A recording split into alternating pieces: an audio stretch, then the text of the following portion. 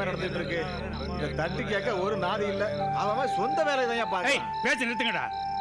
சும்மா ஒருத்தருக்கு ஒருத்தர் பேசிக்கிட்டு நாங்களும் சின்ன பசங்களா இருக்கிறப்ப ஊருக்குள்ள திருட்டுக்கிட்டு நடக்கப்படாதுன்னு இந்த மாதிரி காவல்லாம் பார்த்ததுதான். ஆமா ஆமா, உங்க காலத்திலயாவது திருட வந்தானுங்க, இப்ப தீயெல்லாம் வச்சு போடுறானுங்க.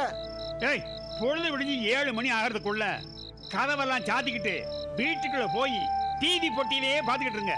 அப்புறம் களவு மட்டுமா நடக்கும், இன்னும் என்னெல்லாமோ நடக்கும்.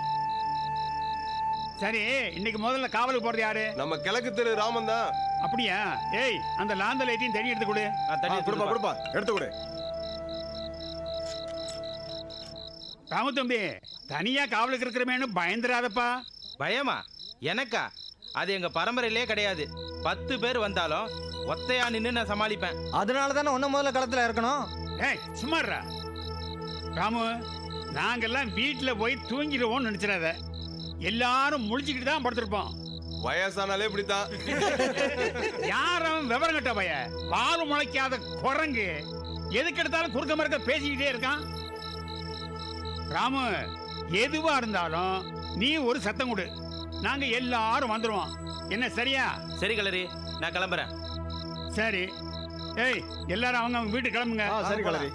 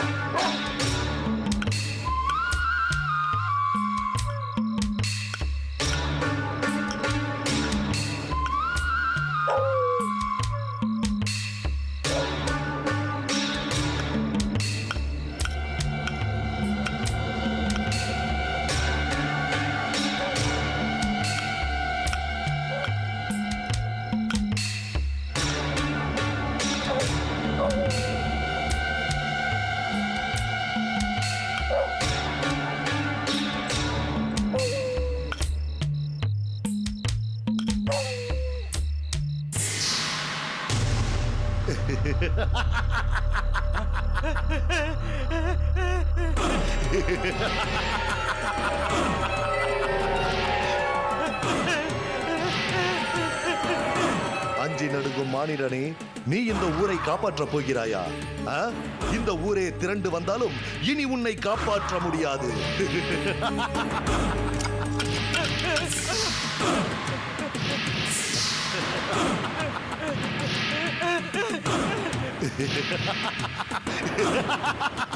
ஜெய் சுல்தான்.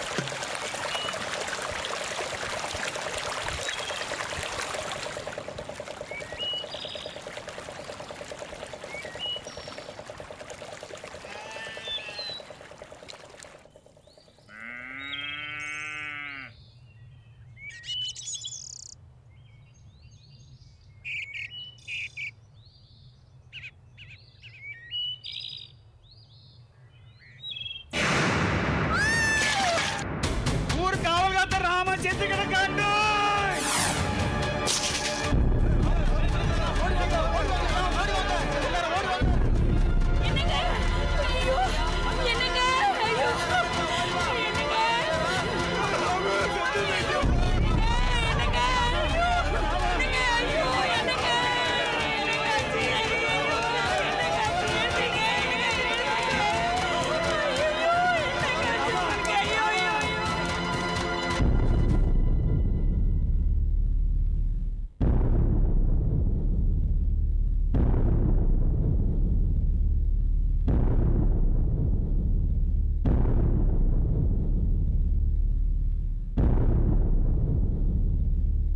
கடவுளே, எப்படி எல்லாம் நடக்குதுன்னு எதுவுமே புரியல. வயலெல்லாம் எரிஞ்சு போச்சேங்கிற வைத்தறிச்சல் இன்னும் அடங்கல. அதுக்குள்ள ஊரை காவல் காக்க போன ராமனும் ஏன் இப்படி செத்தான விவரம் புரியாமலே அவன் பணத்தை அடக்கம் பண்ணிட்டு என்ன காரணத்தினால இப்படி எல்லாம் நடக்குதுன்னு விவரம் புரியாமலே நாம இங்க கூடி இருக்கிறோம். ஐயா, செத்து போன நம்ம ராம சாதாரணமான ஆளு இல்லைங்கய்யா. கையில ஒரு கம்பு இருந்தா 40 பேர் வந்தாலும் சமாளிச்சிருவான். அப்படிப்பட்ட ஆளையே ஒருத்தன் சாகடிச்சிருக்கான்னா நம்ம எதிராளி பலத்தை நாம சாதாரணமா இடப்படக்கூடாதுங்கய்யா. யோ, நம்ம எதிரி யாருன்னே நமக்கு தெரியாது. அப்படி இருக்கப்போ அவனோட பலத்தை பத்தி நமக்கு எப்படியே தெரியும்? யாரா இருந்தாலும் நம்ம எதிராளி கண்டிப்பா ஒரு பலசாலியா தான் இருக்கணும். அவன் முதல்ல நம்ம விவசாயத்துல கைய வச்சான், அப்புறம் நம்ம ஊரை காவல் காத்தவன கொன்னுட்டான். இப்போ நாட்டுல கொள்ளையடிக்கிறதுனா வீட்டுக்கு வெள்ளையடிக்கிற மாதிரி வீதிக்கு வீதி சாதாரணமா நடந்துகிட்டு இருக்கு. ஆனா இங்க கொலையே நடந்திருக்கு. அப்ப இன்னும் கொஞ்சம் நம்ம தீவிரமா யோசிக்கணும். ஐயா, எனக்கு ஒரு சந்தேகம். ராம நாக்கு வெளியே தள்ளி முகமெல்லாம் கருகி செத்துருக்கான். சாதாரண மனுஷன் கொண்டு இருந்தா செத்தவன் போன இப்படியா இருக்கும்? அதோட ராமனோட உடம்புல ஒரு ஊசி குத்துற காயம் கூட இல்லைங்க. ஏய், நீ இப்ப என்னதான் சொல்ல வர? இது பேய் பிசாசோட வேலையா இருக்குமோன்னு சந்தேகப்படுறேன். ஏய், உன் சந்தேகத்தை கொண்டு போய் உடம்புல போடுறா. இந்த கம்ப்யூட்டர் காலத்துல ஏதுடா பேய் பிசாசெல்லாம்? மனுஷன் செய்யற அக்கிரமத்தை பார்த்து பேய் பிசாசெல்லாம் பயந்து ஓடிக்கிட்டு இருக்கு. இவன் ஒருத்தன் புதுசா கதையை கட்டிக்கிட்டு இருக்கான். அது சரி, அப்படின்னா ஊருக்குள்ள இது எப்படி நடக்குது? அதை கண்டுபிடிக்க தாயா நம்ம கலரி தலைமையில ஒரு கமிட்டியை போட்டிருக்கோம். கமிட்டி என்ன சொல்லுது? இந்த பார்ப்பா, நாங்களும் நல்லபடியா தோண்டி துருவி விசாரிச்சோம். எந்த துப்பும் கிடைக்கல. என்னத்தை விசாரிச்சீங்க? கடையில உட்காந்துக்கிட்டு டீயை குடிச்சுக்கிட்டு கதை கதையா பேசிக்கிட்டு அந்த நாத்தம் பிடிச்ச பீடியை வாயில வச்சு கப்பு கப்புன்னு இழுத்து புகை விட்டா எப்படி துப்பு தொலைங்க? நீங்களும் 4 இடத்துக்கு போகணும். அதை பத்தி நல்லா விசாரிக்கணும்யா.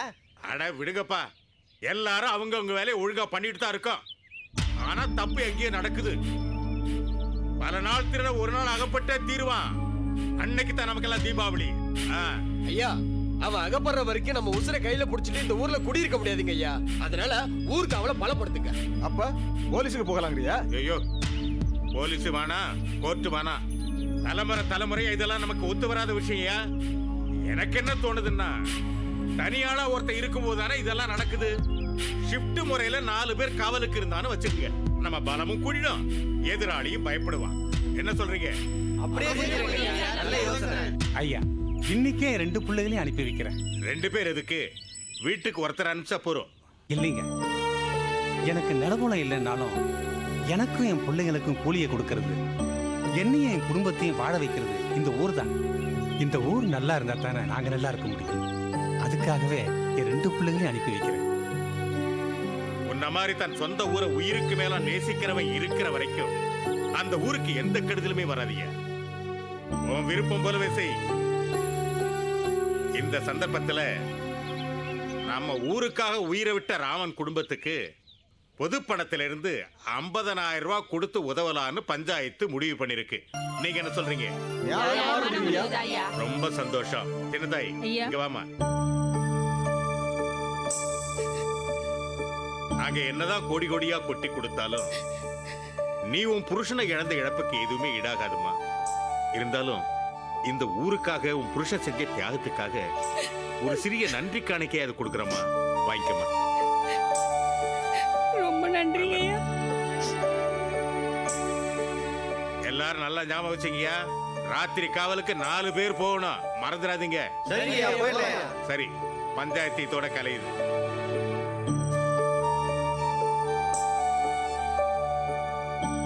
வாங்க போலாம். வாங்க.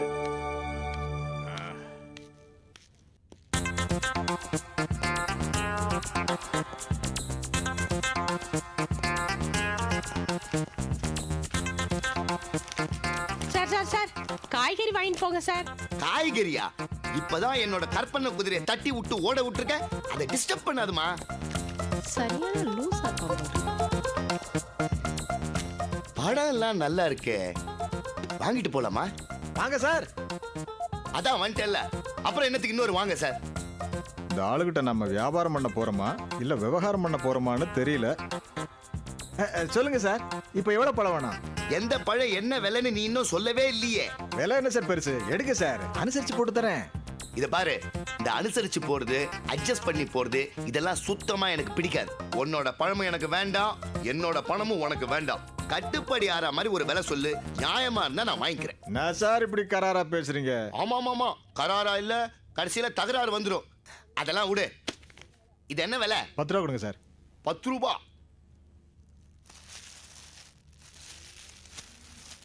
அப்பா இங்க இருக்கேன்ப்பா. அப்பாவா? நானா? ஆமாப்பா. சார் மகனா சார்? உங்களை மாதிரி இருக்கான் சார். யோ வாய மூடியா. நேரம் கேட்ட நேரத்துல ஏதாவது பேசி வயத்தறிச்சல கொட்டிக்காத. நான் உனக்கு அப்பாவாடா? நான் உனக்கு அப்பாவாடா? யாருடா நீ? உங்க மரத்துக்கு ஒரு எல்லையே இல்லாம போச்சுப்பா. நான் உங்க பையன் ரகு. யாரை ஏமாத்த பாக்குற? எனக்கு இன்னும் கல்யாணமே ஆகல. அட பாவி மனிஷா, 1000 பேர் முன்னாடி தாலியை கட்டிட்டு இப்ப அது இல்லங்கிறியே, நீ நல்லா இருப்பியா? டேய் நீ சின்ன பையனாச்சேன்னு பாக்குறேன். நானும் அப்பா நாச்சேன்னு பாக்குறேன். நான் தான் உங்க அப்பாங்கிறதுக்கு என்னடா ஆதாரம்? எங்க அம்மா உங்களை பூரி கட்டையால மண்டையில அடிச்ச தழும்பு இருக்கே, அதான் ஆதாரம். இதுக்கு மேல என்ன சார் ஆதாரம் வேணும்? இவன் உங்க மகனே தான் சார். நல்லா எடுத்து சொல்லுங்க. நீங்க என்ன மகனா பெத்ததுக்கு இது ஒண்ணுதான் மிச்சம். டேய் சார் சார் நில்லுங்க சார். எங்க சார் போறீங்க? யோ உன் பழமும் வேணா ஒண்ணும் வேணாயா, ஆளை விடியா. சார் உங்க மகன் எடுத்துட்டு போன பழத்துக்கு காசை கொடுத்துட்டு போங்க சார். யோ அவன் என் மகனே இல்ல. அவன் கொண்டு போன பழத்துக்கு நான் எப்படி காசு கொடுக்க முடியும்? எத்தனை பேர் கிளம்பிருக்கீங்க? முதல்ல காசை வை சார். என்ன மரியாதையே இல்லாம பேசுற? கத்தி எடுத்து குத்தலேன்னு சந்தோஷப்படு. நான் பழைய போக்கிறே என்ன மறுபடியும் போக்கிறா கிடாத. காசை வையா. நான் எதுக்கு துட்டு கொடுக்கணும்? என்னால காசு கொடுக்க அதெல்லாம் முடியாது. எனக்கு தெரியாது. என்னால என்ன பண்ண முடியுமோ பையனை பண்ணிக்கோ. எடுத்துட்டு போனா எனக்கு காசு கொடுத்துரு. இந்த பார், அது என் பையனே கிடையாது. சொல்றேன். காசு கொடுப்பியா காசு கொடுக்க மாட்டியா? இந்த பார். வெங்கி ஏதோ பிரச்சனை பண்ணிட்டு இருக்காரு போல இருக்க.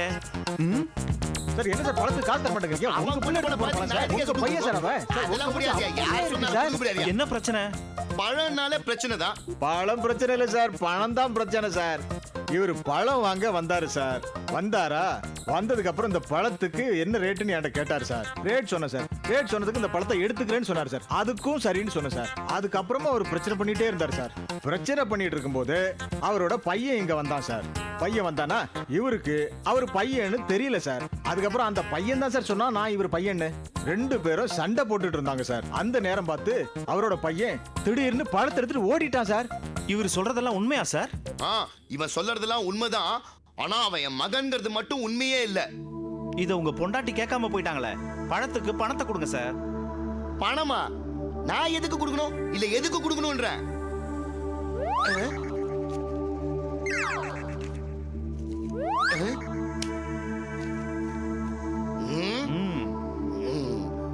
இடையில வந்து நான் வாங்காத பழத்துக்கு எங்கிட்ட இருந்தே பழத்தை கையில இருந்து பிடிங்கி கொடுக்கறியா? பழம் வாங்கிட்டு போனானே அவனும் எனக்கு எதிரி இல்ல. இதோ நீ பணம் கொடுத்தியே இவனும் எனக்கு எதிரி இல்ல. எங்கிட்ட இருந்து பணத்தை பிடிங்கிட்டே இல்ல, நீதான் எனக்கு எதிரி. இந்த 10 ரூபாய்க்கு நீ பதில் சொல்லியே ஆகணும்.